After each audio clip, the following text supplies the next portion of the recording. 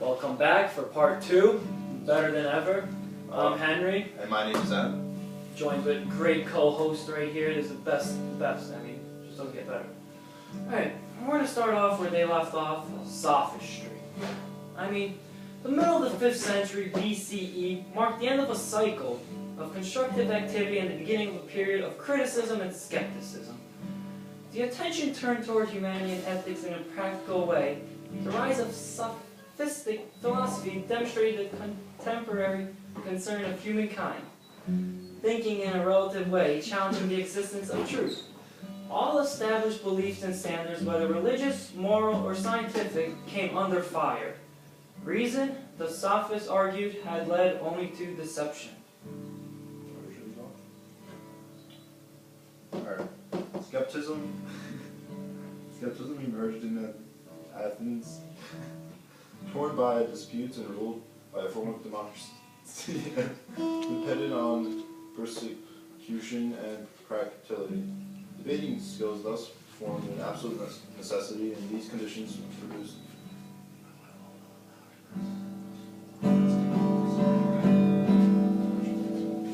Alright. Those who championed this new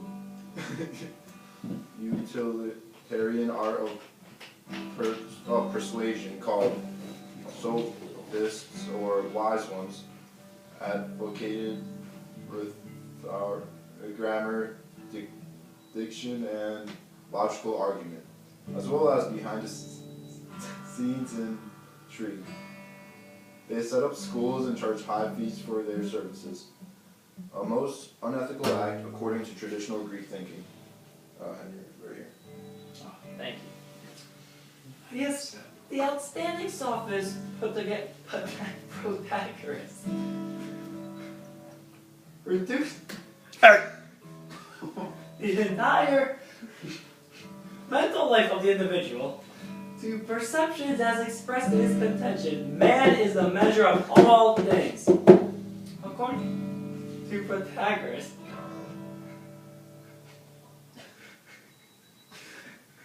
knowledge, truth, and reality possesses only a subjective existence.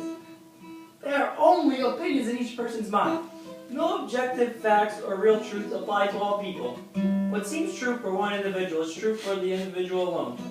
Inasmuch as objectivity cannot be achieved, people must be with subjective knowledge of mere opinion. I left off right there. You're gonna just go to it.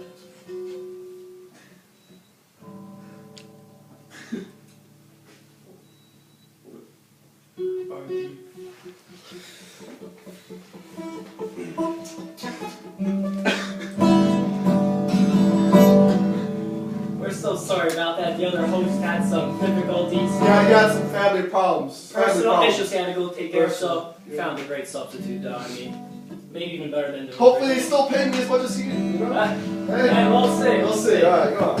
We left off.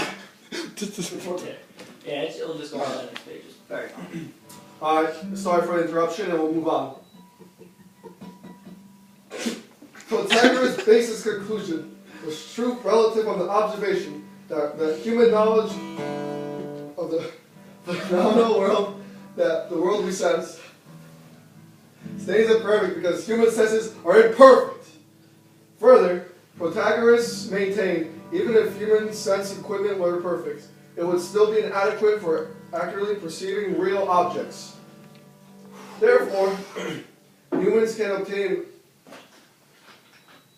only a partial knowledge based on partial experience, which is different for every human.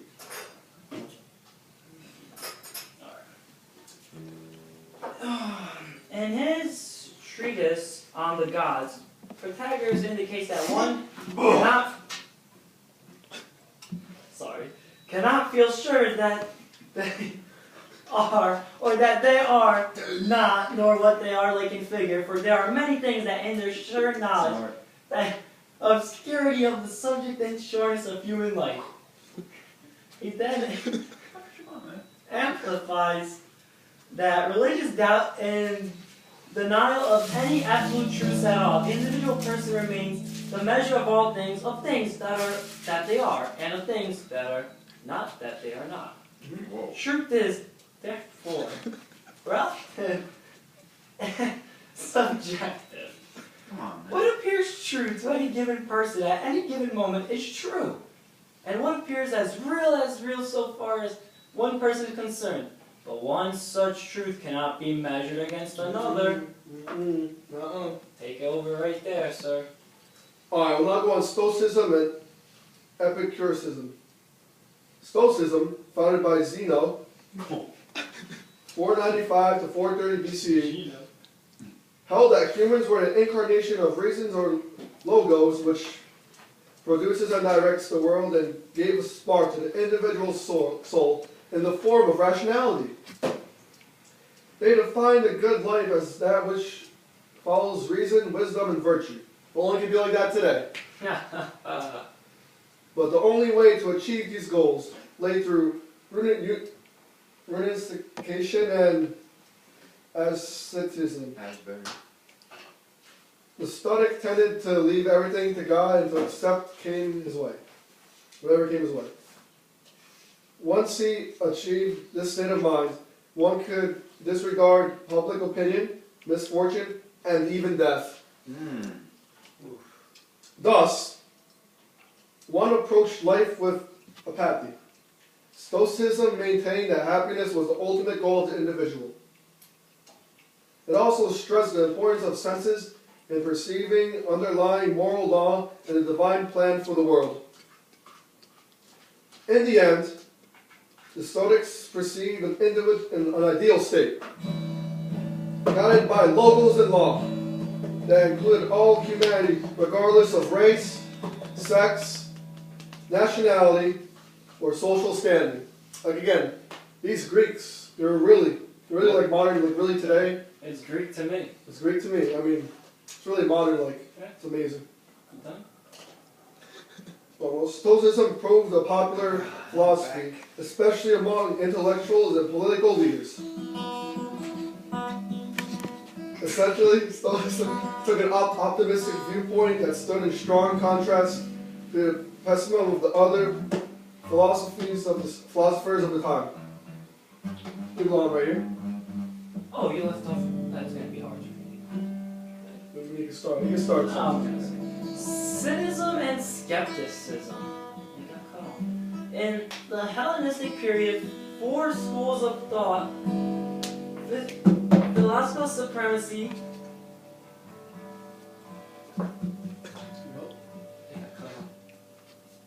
Let's just skip the Stoicism and Epicureanism. You know, that's. Oh yeah, come on.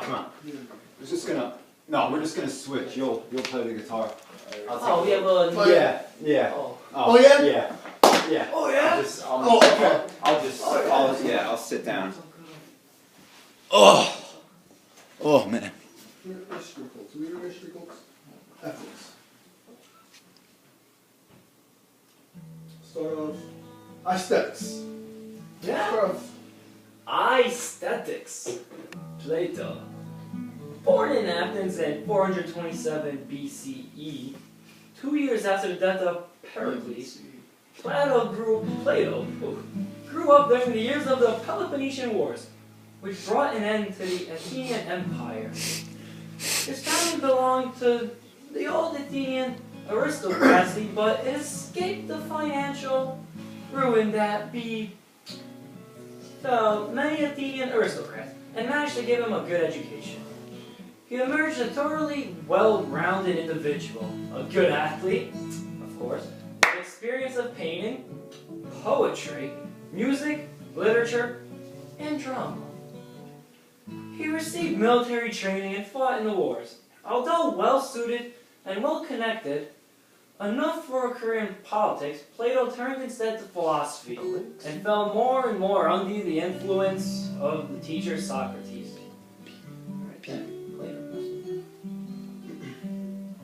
Plato's masterwork, The Republic, a series of dialogues including Socrates, lays out Plato's concept of an ideal political state ruled one day by philosopher kings. His theory of forms or ideas held that the material reality we humans perceive constitutes only a shoddy copy of an unconditionally perfect reality that mere mortals can never know through sensory experience. After Socrates' execution for corrupting Athenian youth, Plato concentrated entirely on philosophy. That's a tongue twister. Try saying that one 3 times fast. Anti-Socratic feelings ran high in Athens, and for 10 years Plato found it expedient to live outside the city, writing many of the early dialogues during this period. Much of his aesthetic theory can be found in these dialogues, which followed Socrates' customary question and answer format. Plato invented aesthetics as a branch of philosophy and Western thought that he had been profound influenced by this guy. Oh, show that. That's a great, one of the best sculptures I've seen. Very, very aesthetic, as you can see. Aesthetics, yeah. Very. Like We're at 11 minutes. he has the jaw of a god. Oh yeah, See that that? jawline. I mean, The not many jawline. people have that kind of a I'll jawline. kill for that jawline. You Oh, can yeah. go on and look. Just get out. Maybe I'll just start off on the next page. Yeah, go on the next one. Dude, that is one hell of a jawline. Yeah. I wish I could have that. Oh, you should have finished this little paragraph.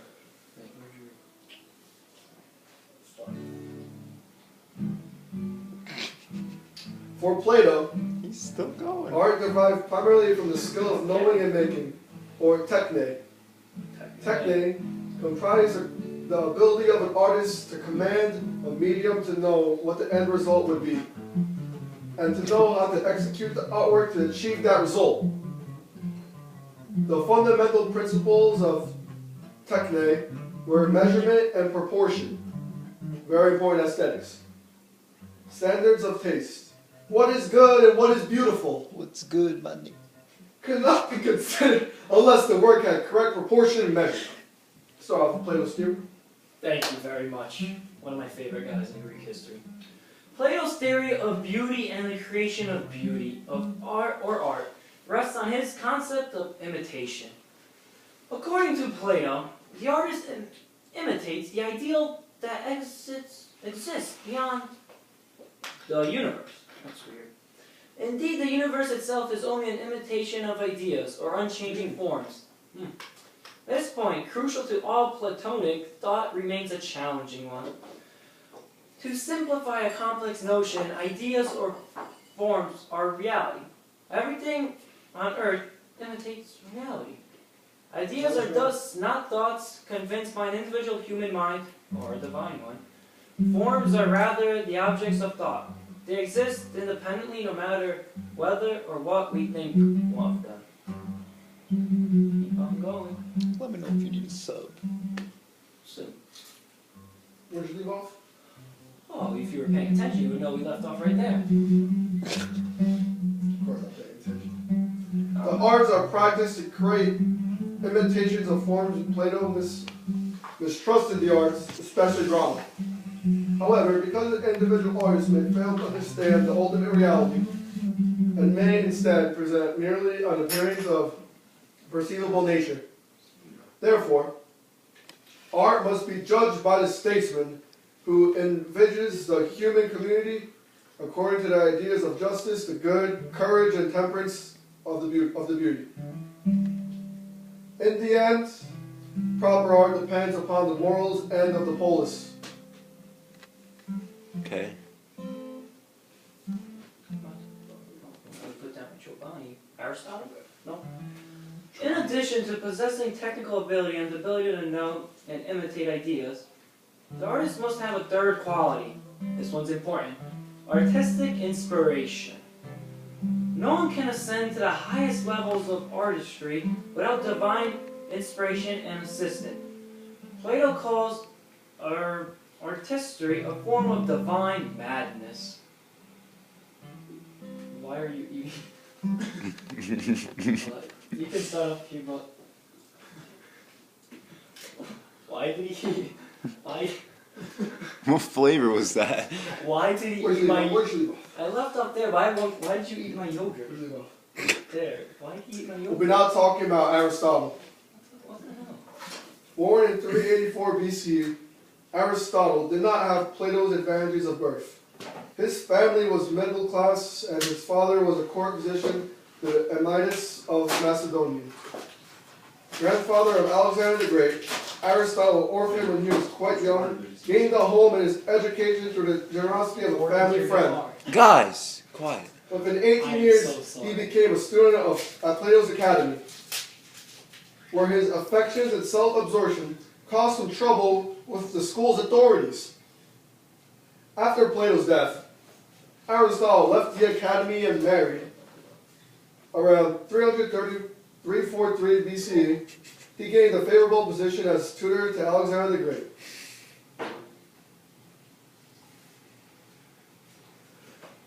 Monkey. We're sorry to hear that. We have another substitute. Oh.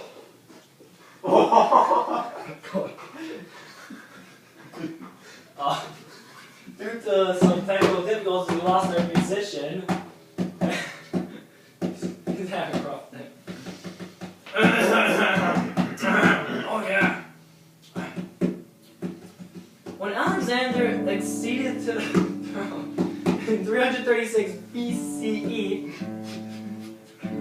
Aristotle returned to Athens to set up his own school. I see it happen. The Lyceum. Over the next 12 years, he proceeded a profile outpouring of writings as well as research in physics, key, astronomy, biology, and physiology, anatomy, no, that's natural history, psychology,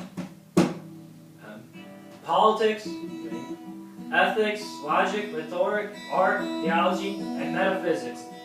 Aristotle is probably the only human intellect that has ever composed that firsthand and simulated the whole body of existing knowledge on all subjects and brought it within a single focus. Aristotle's writings on nature make him the world's first real scientist, although many of his conclusions have been superseded.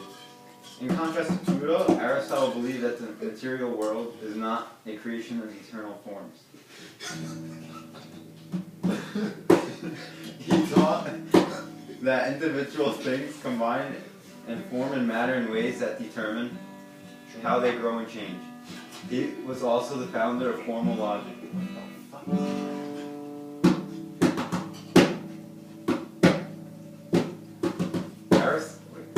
Aristotle's first major aesthetic work, the Poetics, maintains that all arts imitate nature, and that all the arts imitate nature, and that character reproduces itself. For Aristotle, the end of artistic creation determines that appropriate means spiritualization. In order to assess the excellence of a work, we must determine whether the work has a perfection of form and the soundness of method that will make it satisfactory whole. The elements of composition must display symmetry, harmony, and definition, which we recognize as the fundamentals of classicism. Bonky. Whoa. Whoa. Substitution. Oh, man. No, why don't you just pick up here? Aristotle's theory differs considerably from Plato's. Plato insists that artistic imitation, especially tragedy, fuels the passions and misleads the seeker of truth. Aristotle, by contrast, believes that the arts repair deficiencies in nature and that tragic drama in particular makes a moral contribution. Therefore, the arts are valuable and justifiable. Aristotle rejects Plato's notion of serenity of beauty and erotic love, as well as his metaphysical idealism. He sees beauty as property of an artwork rather than its purpose, whereas for Plato, the search for beauty constitutes the property end of art. He does agree with Plato that art is a kind of technique, and that most important human arts, such as music, painting, sculpture, and literature, are imitative of human souls, bodies, and actions.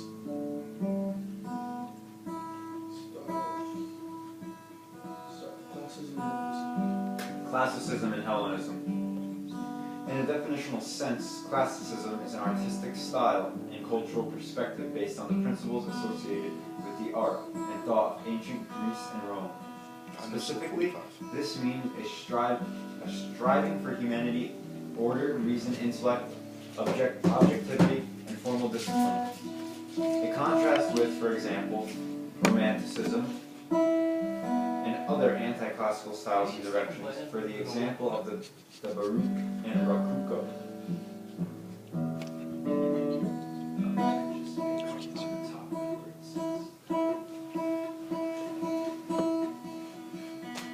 The arts of the classical and Hellenistic ages. We'll start off with painting. 5th century Athenian vase painting reflects some characteristics of earlier work, including the principally geometric nature of design. What distinguishes the classic style in vase painting, Monkey. only visual evidence of Greek two-dimensional art of this period. From earlier styles such as the Ariac, is a new sense of idealization and figure deception, which reflects a technical advance as well as a change in attitude.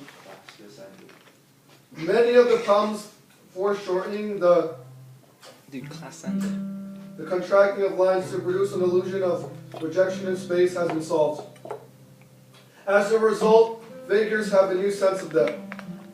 The illusion can be strengthened in some cases the use of light and shadow.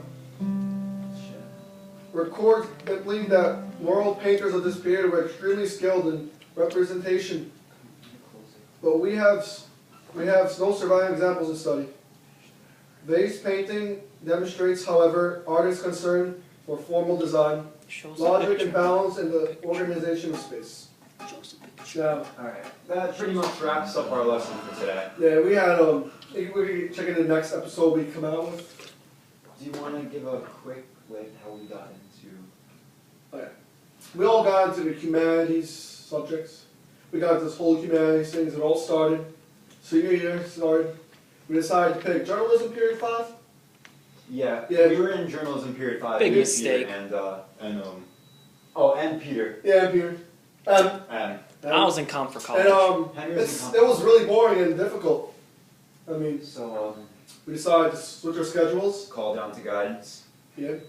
And we decided that humanities would be a good class, but we picked it for the wrong reason. We picked it because Miss Vogel was a teacher.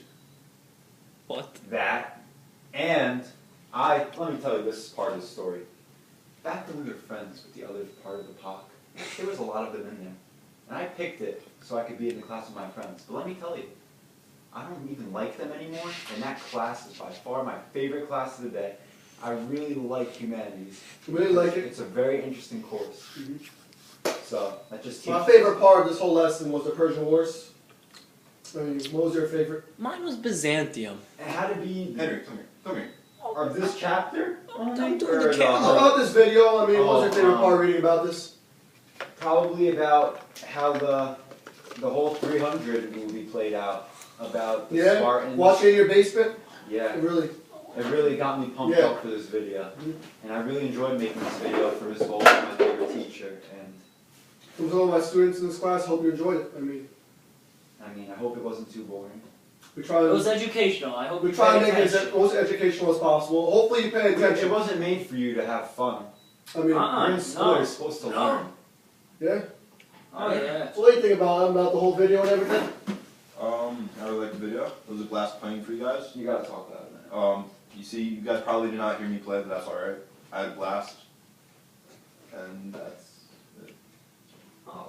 Oh no, actually when we got Henry into the group, he was supposed to do a project with Martinez. I still am. You still in? He's I am. doing 2 projects. doing two- I'm just helping them out. He just loves humanities I that love much. whatever I can get my hands on, I'll just do if it's humanities related. I mean, you just throw it at me. Great student. You're I'll lucky to learn have to grade student. out. The only reason we're all still friends is because of the conversations we have. We're just so like into it. We always talk about humanities. We can talk for humanities for hours. We'll We be can make another video for you guys if you want. next Well, week. We can make plenty of more. Oh yeah. We'll be in the car. We're going to see like a movie. We'll be just talking about Yeah. humanities. Sorry about the lesson today. Oh yeah. We'll still be talking about Constantinople. Yeah. Visit Tanya Mark. Oh We yeah. can make a video on Visit Oh, Tanya.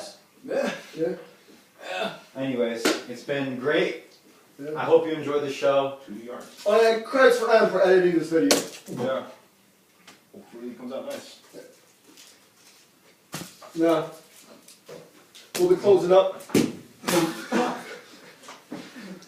Thanks.